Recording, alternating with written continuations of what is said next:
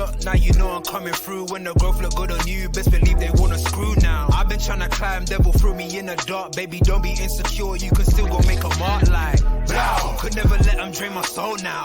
Blow. Tables turning like doorknobs, wow. Blow. I think I'm about to set sail. I'm a walking, living legend, walking with my chest out. Life keep dealing me cards, I keep feeling it.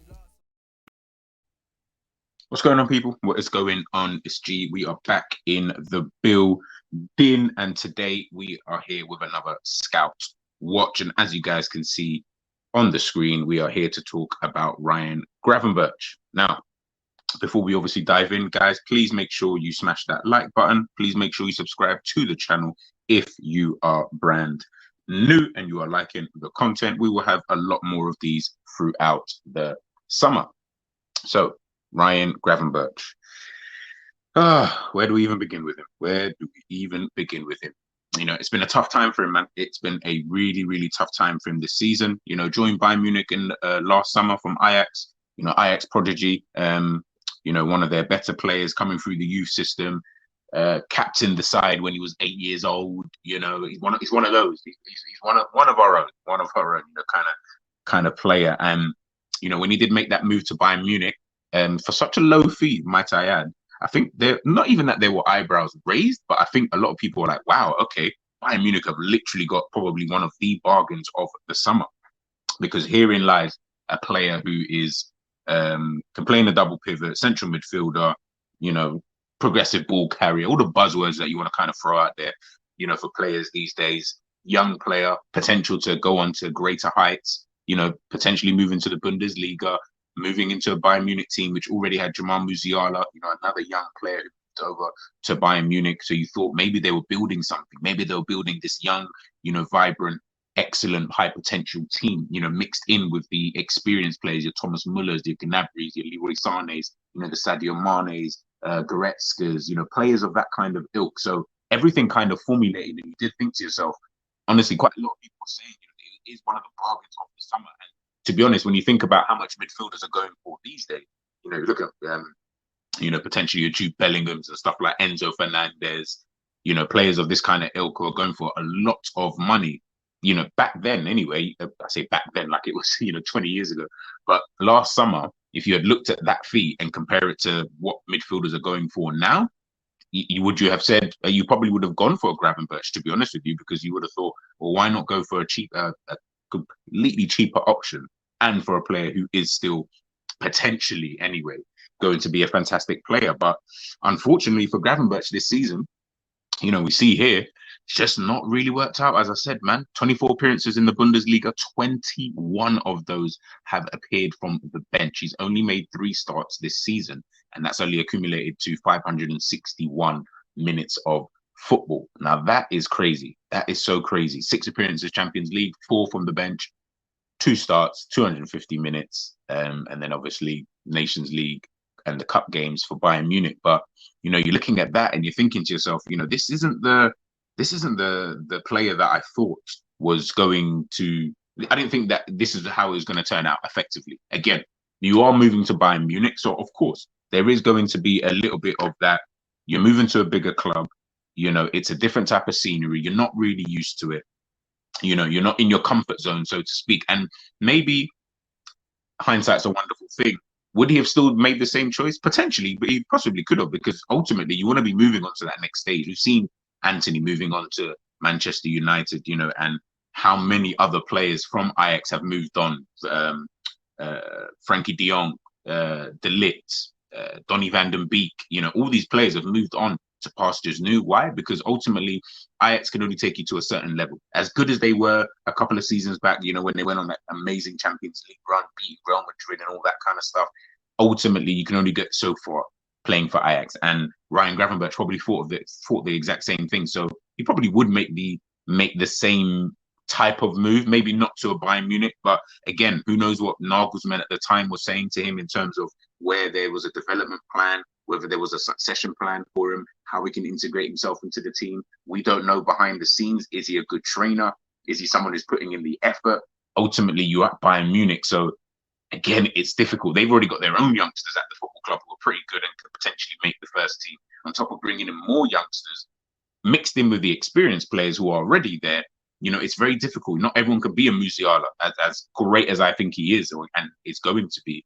I guess not everyone can be that. And maybe there was a lot of hype around the Gravenberch last summer, and it's not really coming to fruition. What he does, obviously, in the future remains to be seen. All I do know is that Liverpool are one of the clubs who are obviously interested, in the central midfielder. And I think he's got a big decision to make. He really does. Now, this was obviously posted up by Fabrizio back in April. He says, Bayern remain in the same position regarding Gravenberch's future. The intention is to keep him in the squad next season. Gravenberch's camp will obviously meet with Bayern in May as he wants to play more. Premier League clubs remain interested. Liverpool are waiting for it. Now, this is obviously posted out yesterday, I believe. Posted out by the Anfield Talk, shared by Kerry _ how? The future of Ryan Gravenberch is now uncertain. Thomas Tuchel has to show the player a clear plan and perspective. Otherwise, a move to England would be a possibility, with obviously Liverpool interested. So again, it does seem like Liverpool generally are interested in the midfielder. And if there is a possibility, if the fee we can kind of work something out, Bayern, I feel, are going to be relatively stubborn in that regards. Especially if Thomas Tuchel can twang his way into telling Ryan Gravenberch, okay, there's a plan for you here, bro. You're like, I do see you in my team, for next season. I think you could push for a first team slot. Ultimately, there might be a few departures from Bayern Munich, in the summer, as they probably want to kind of look to progress their own squad. So whatever areas, maybe I think they're looking for potentially a striker, they might be looking at different areas. So maybe a Gravenberch might work in both favors, i.e. we can get some money for him if we do sell him. Maybe they're thinking we can get more money than we actually paid for him. I don't know. Or ultimately, if we don't sell him, we've still got a decent player on our books, and we then don't need to go and look for someone in that position. If they then decide to sell, for example, a Kimmich or a Goretzka, for example, you've still got a Gravenberch there who is still a very, very good player. But it's a tricky one. Honestly, it is really a tricky one. And I think, like I said, he's got a big decision to make. He really does have a big decision, to make, for this summer, to be honest with you, whether he stays or whether he goes. But that's all the news crap. What type of a player is he? I would describe him as probably maybe like a Mazzala. I know that's these, again, buzzwords. I love them.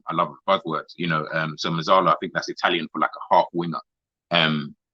Those who play Football Manager, you'll know exactly what I'm talking about. But yeah, I think it's like a half winger. So think Coutinho, effectively. Someone who can play in that kind of pocket of that left central midfield position, but they do like to, drift out wide into those kind of positions. If we see here, we'll take a look at his Bayern Munich heat map. Again, it's so I feel sorry even looking. This looks like a heat map of a player who's just come off the bench in a match and didn't really do too much in a game, or didn't play a full 90 minutes, which is so crazy. But if we take a look at his heat map from Ajax, you can see that's what I mean about playing in that kind of half space, in that left central midfield position. That's exactly where I think Liverpool would potentially look, to play him, if he were to come. Looking at the formation here, potentially, is that the Curtis Jones position? Is that the position for him? Again, we've already got Curtis Jones there. We might potentially be signing Alexis McAllister. Potentially, that deal hasn't actually gone through yet. So I don't want to presume that we are going to necessarily sign him, but that's apparently, in the final stages of the contract negotiations. So maybe Gravenberch can fit in there. I wouldn't put him out on the right. I feel like that'll be a waste. But then I also feel that it'd be a waste putting McAllister out there on the right as well. So, that would be quite interesting to see where potentially we could play him.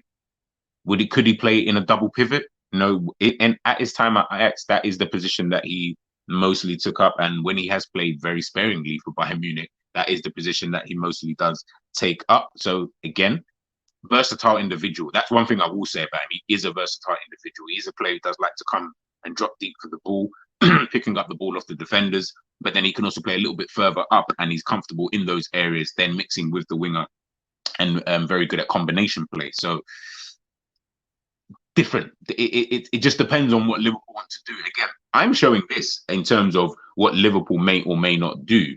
But I know Jurgen Klopp is very basic in the way he does things. It's kind of just one formation for all. So I'm showing different formations because these are the positions he can play. I'm praying, and I genuinely am praying that that is something that Jurgen Klopp is looking at with the team and with potentially the new players he is trying to sign. Can we please be flexible? Please just be flexible. Be able to change up your formation. Be a little bit different every now and again in certain games, because not every game you can play the same formation. Gravenberch here, obviously in that left central midfield position, that's where I would kind of view him, and that's where I feel you actually get the best out of him. Hence the reason why Liverpool, in my opinion, yes, we are interested. I just don't know if we're the right fit, so to speak. But these are the different areas that he can obviously play in. And then, as I said, in a 4-2-3-1, that's mostly what he's done in terms of playing in that double pivot position. So, again, it just really depends on what Liverpool kind of want to do. If you look at the kind of role that he does play, right-footed when receiving the ball, towards the left, Gravenberch tends to head towards the center of the pitch, something he normally does with his head up to scan for passing options. Gravenberch's composure and control allow him to offer a valid build-up solution from the back when he drops deep, starting the so-called salida lavopiana, picking up the ball directly from the goalkeeper with the centre-back spread quite wide. So that could potentially work for Liverpool. If we are playing with that three at the back and he is playing in that potentially in that double pivot position on the left-hand side where Fabinho usually is, that could potentially work, because then you will have your wide centre-back pushed out and then he's able to pick up the ball and then he can help with the build-up play. Maybe that's what we're looking, at him for, to help with our build-up play. I do think that Liverpool's build-up play isn't very good, and I do think we do need to start getting in players who can help towards that, because that will then, one, help you in possession. And also, I think we need players who can play faster football. It's all well and good having Trent on the ball, but he's quite slow on the ball. He's not really a quick player. He's slow. He needs time, wants to pick out his pass. Obviously, he's an amazing passer of the ball, but they're not really players that I'm thinking, okay, we're going to really start building up the pitch relatively quickly. Again, without the ball, Gravenberch gets into the channels extremely well to draw defenders and make spaces for his teammates. Gravenberch has an extremely cool head on his shoulders, and his decision-making is on par with any experienced pros in the game right now. And lastly, Gravenberch is both a player who can move with the ball and can be found at the end of passes. His propensity to dribble and increase touches inside the opponent's penalty area show how far forward he often takes up position. Now, this is posted out by Foot the Ball, Foot the Ball, should I say? Sorry. They were just describing what type of role he kind of had when he was at Ajax, and then trying to see how that can potentially translate into his move to Bayern Munich. But these are all the main areas, would I say, of a Gravenberch. Defensively, he's okay.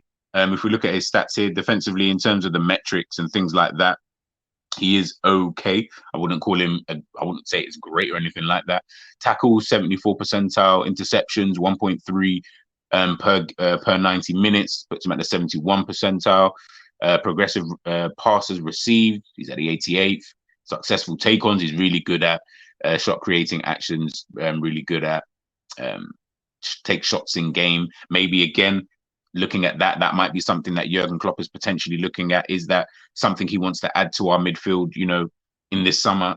But again, looking at someone like an Alexis McAllister, someone who will take shots from outside the box. We need a midfielder who can get some goals. We are starved of midfielders getting goals. I know people talk about Oxlade-Chamberlain, but for me, he was never going to be a midfielder who was going to get you enough. Well, I say enough, but he would contribute. I guess, I'm not saying he couldn't, but he's not really in my opinion, a goal-scoring midfielder. I do genuinely believe Liverpool do need to start looking at a goal-scoring midfielder, because it can't always be the front three. If the front three are having a bad game, we should have other players in the squad who are able to just help take up the mantle a little bit. Arsenal have Ødegaard, Manchester City have Kevin De Bruyne or Bernardo Silva or Phil Foden, Jack Grealish type of, they've got all of these other different types of Casemiro at Manchester United. I'm looking at it, I'm thinking to myself, damn, all these guys seem to be able to contribute to the team. I'm not asking you guys to get go out and get 10, 15 goals. Do you know what I mean? Like, that'd be great if you could potentially do that, and I would love to have that, but I'm not necessarily looking for that, but I am looking for just someone to help, every now and again, just to be able to show that they can help. Is Gravenberch that player? I probably wouldn't say he is that type of player, but he takes a lot of shots. He does take a lot of shots. So, maybe that's something he can, potentially improve upon. Looking at his injury record, take this banner off for you guys. Looking at his injury records, I mean, he's barely played for Bayern Munich as it is, to be honest with you. So, the fact that he's only really had a bruised knee and missed 2 games he missed 2 games this season isn't too bad. Again, looks pretty clean as a player, which is pretty new for Liverpool. We seem to only pick up injury-prone players. So the fact that he does seem to have a clean bill of health, it does bode well. It does bode well. Now, obviously, again, this is just kind of showing his positions for Bayern Munich this season, in that attacking midfield, left defensive midfielder, left central midfielder. Again, that's more where I'm looking at the to be honest with you. Liverpool don't play with a number 10. We don't really play with attacking midfielders, so to speak. It is more central, or the 8th position. Obviously, in this new formation, this 3-2-2-3 that we're playing now, it's like a hybrid of a 8/10. So maybe having someone who is comfortable in those areas could potentially help. I think he would be a little bit more comfortable potentially than a Curtis Jones, to be honest with you. But Curtis Jones has been showing us that he is a player, that we can trust and we can potentially utilize, moving into next season. So will there even really be a space for someone like a Gravenberch, someone who isn't necessarily going to move the needle in terms of a signing? Maybe just potentially there for depth, maybe there as an alternative, potentially. And that's something to think about. This is obviously his attributes posted out by the 11stats.com. Make sure you guys go and check them out. Very, very good website. Got all the stats from the top 5 European leagues and some other leagues as well. So this is obviously showcasing Gravenberch's attributes. You can see here how they've obviously ranked him pretty high, to be honest with you. Ball carrying at 93, dribbling at 86, build-up passing at 70, set pieces 82, ball winning ability 82, ball retention 89, ball winning ability 82, as I said, defensive awareness 77, aerial ability 72. Pretty decent stats, to be honest with you. Especially with the ball retention, that was the one that I kind of looked at, because obviously we do speak a lot about having a player like Gini Wijnaldum. A lot of people keep mentioning him, and how the team is probably lacking someone who is press resistant like that, someone who can keep the ball for long periods of time, someone who isn't going to necessarily lose the ball so much. Maybe he might be an option. Maybe he just might, be that kind of player. If we're looking here, again, the positions he obviously takes up. This is obviously his time at Ajax in that 4-3-1-2 formation in the center of midfield, alongside Kudus, another player Liverpool potentially looking at. And then obviously in a 4-3-3, again, on that left-hand side. So that's the type of player that we're potentially looking at, potentially. So it really does just depend on whether or not you guys think this might be a player for us. As I said, a player who does like to drop deep for the ball, a player who can play those incisive passes, a player who likes to kind of drift to the left-hand side. So that could potentially work, for Liverpool. Very good ball carrier, someone who isn't going to lose the ball that often. Is that something that we potentially need, in this squad? Because we are looking at Kefren Thuram as well. And when you look here, this is posted out, I believe, by SofaScore. When we compare the two players, it's pretty similar. If I'm being totally honest with you, it is pretty similar. Gravenberch will be in the green, Kefren Thuram will be in the blue. So again, pretty similar. Gravenberch coming out, on top in a lot more of those metrics. So are we looking at a Gravenberch or a Kefren Thuram? If we compare the two players together, when you're looking here, now this is, I had to, again, because the statistics were so basically non-existent from his time, at Bayern Munich, I decided to get up his stats from when he was in his last season at Ajax versus Kefren Thuram. Obviously this season, I felt like it would be a bit more of a fairer complexion, as opposed to trying to look at Kefren Thuram, the season before, because he was still, just kind of working his way through. You can see here, aerial duels contested, aerial duels won, lost, success rate completely higher, in Ryan Gravenberch's favor. Take-ons completed, unsuccessful ones, his take-on success rate. Obviously, Kefren Turam's isn't that bad, to be honest with you. But again, Gravenberch is coming out on top. Ground duels. Now, this is the one, I always love this one for midfielders. You guys already know from my previous scout watches. I love this one because of the way that Liverpool play, I feel like ground duels is something that we do need to, you need to have a player who is good at that at the end of the day. So when I'm seeing the fact that Gravenberch was putting in a lot more effort in terms of his ground duels as opposed to a Kefren Turam, it kind of intrigued me at the bare minimum. Again, 56% to Kefren Turam's 50%, and then again, this is just a passing. I put more down to the way that Ajax played. So when it does come, passing is a tricky one.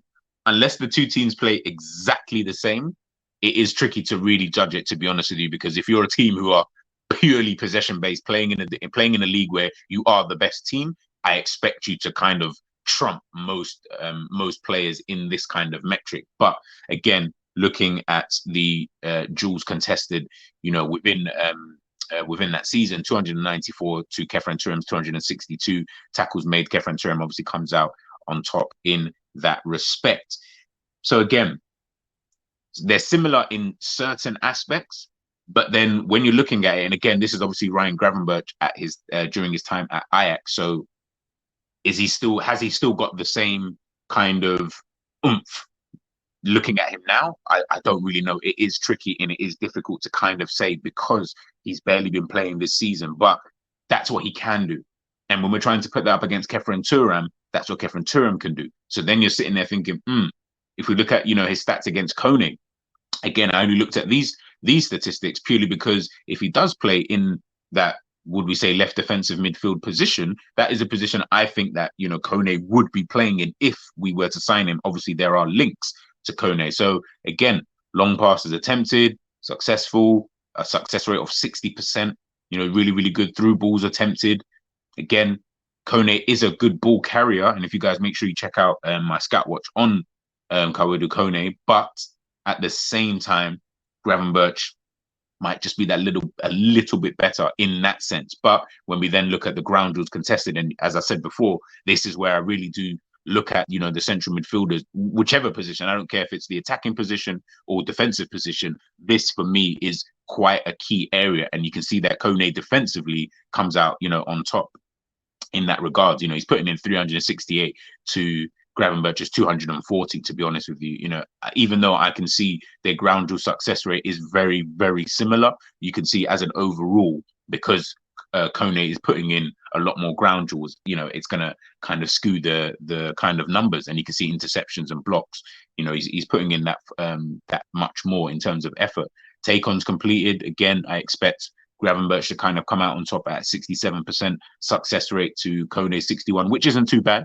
Let me not sit here and say that's a crazy number.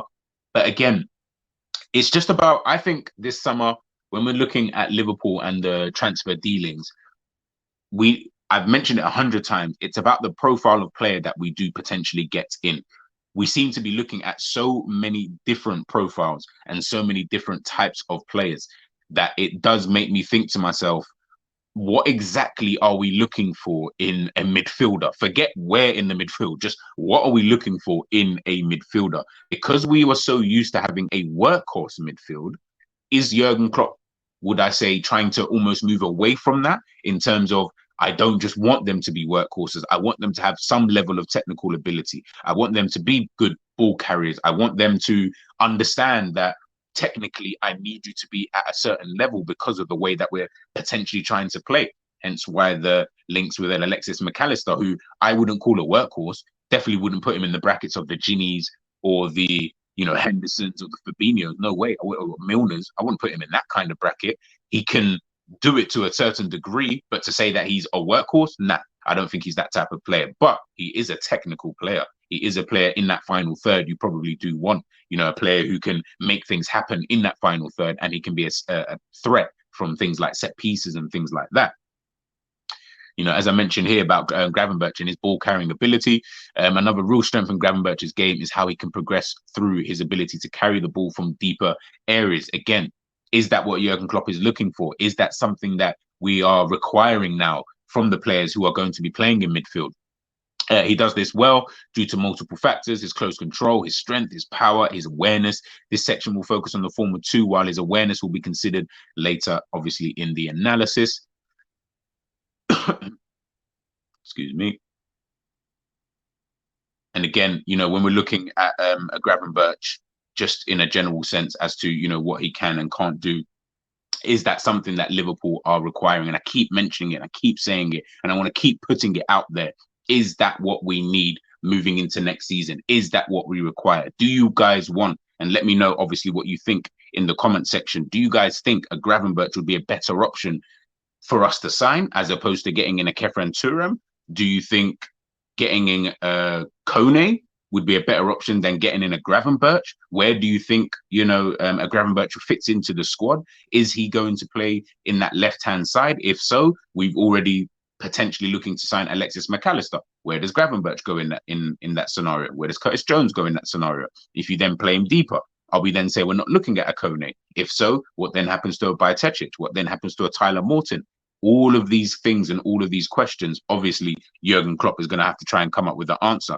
Of course, we do need depth, because the depth that we've currently got at this football club, in my opinion, isn't really that good. So when we're looking at trying to bring on players, you know, just with enough quality so that the team doesn't look so out of shape and out of place when certain players come into the pitch, then obviously that's where it does cause a little bit of an issue. But if we bring in these kind of players, and if we can bring in these kind of players, I'm not necessarily going to say no to that. And Gravenberch, like I say, that's why I had to kind of look at Gravenberch in a different kind of way as opposed to with the other scout watchers, because Gravenberch is a bit of a tricky one because of the type of players we've been linked to, the Thurams, the Kones, the Alexis McAllisters, the Coop Miners and stuff like that. We're linked to so many of these different type of players. Gravenberch being added to that list, for me, he's more, I feel that he's going to be more of an alternative to a player that we potentially can't buy. Whoever that might be, I feel like he'd be the alternative. So it'll be very, very interesting to kind of see. Very, very interesting. But guys, we've obviously come to the end of the Scout Watch. Let me know what you guys obviously think in the comments. Do you guys think that Gravenberch is the type of player that we should be signing? Should we just leave it alone? Is that a player that you think maybe not? You prefer to see other players, other signings? Let me know, obviously, what you guys think in the comment section. That is today's Scout Watch done and dusted. Pick up your damn selves. Make sure you like, make sure you share, make sure you subscribe, and I am outie.